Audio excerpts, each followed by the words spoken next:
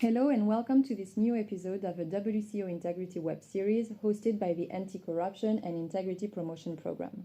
As you know, our purpose here is to invite customs experts from around the world and shed some light on issues relating to integrity in customs. This week, we will focus on risk management and corruption risk mapping, and to do so, we have here with us today Wagner Castro, WCO ICIP expert. Hello, and thank you for the opportunity to discuss this important and interesting topic. Thank you, Wagner. During the previous WCO Integrity Subcommittee in February 2022, a supplement to the WCO's current Guide to Corruption Risk Mapping was proposed.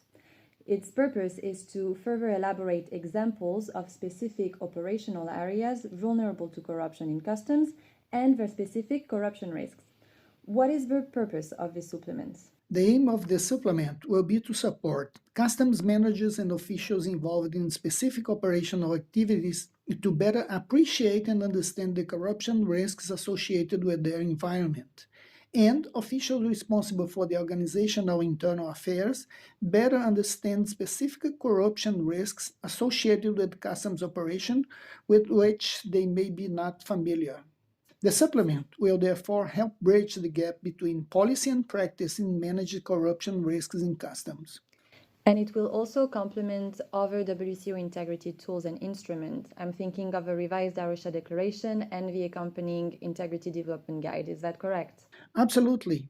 These look at preventing corruption risks largely from the institutional level, such as those derived from levels of automation, transparency, human resources management, etc., across the organization.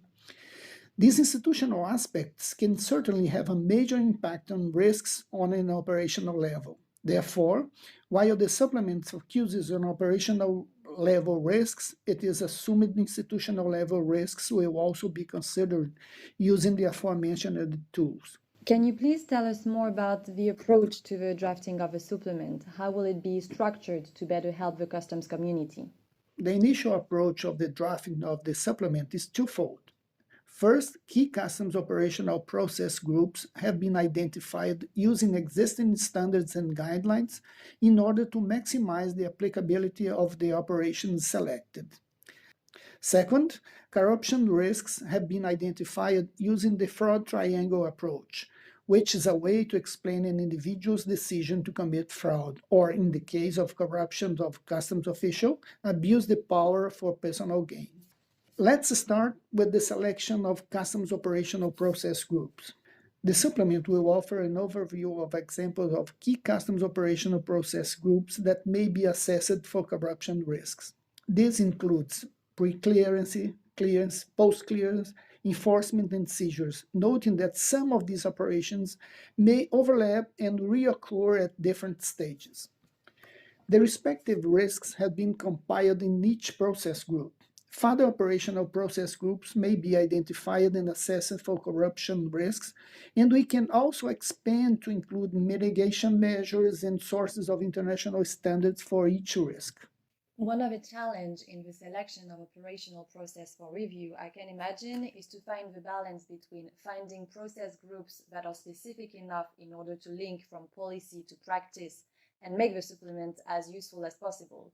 And we also want to find process groups that are as standard or applicable as possible, noting that every customs administration will have their own and very specific standard operating procedures. Exactly.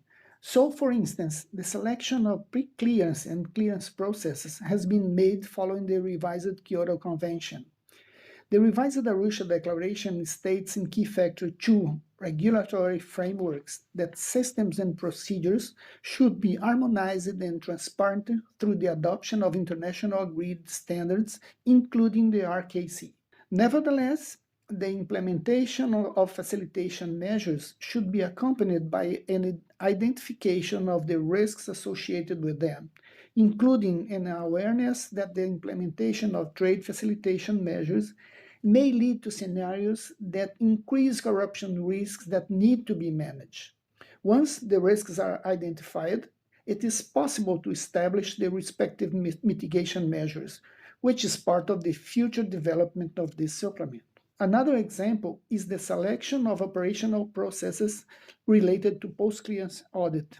It is based on the WCO guidelines for post-clearance audit and the WCO Compendium of Operational Practices for Enforcement and Seizures. Thanks for this. Then, what about the identification of corruption risks, the second aspect of the supplement? The supplement is focused solely on corruption risks. By that, I mean internal threats in customs operational processes. External risks, such as non-compliance, fraud, or smuggling on part of the traders, are not considered, except for where they relate to corruption of customs officials. Nevertheless, the conditions leading to the decision of a customs official to be corrupt remain similar to those of an individual decision to commit fraud. Therefore, the identified risks of corruption occurs when there is a congruence of three factors: opportunity, motivation, and sense of impunity, in adaptation of the fraud triangle approach.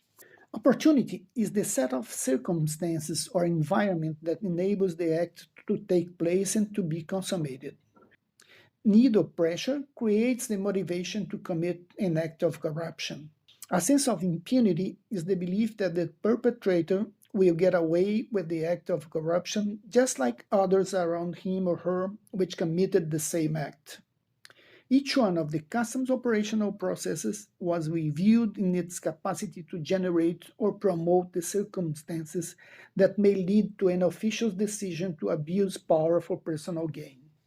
And so this methodology complements the WCO risk mapping guide.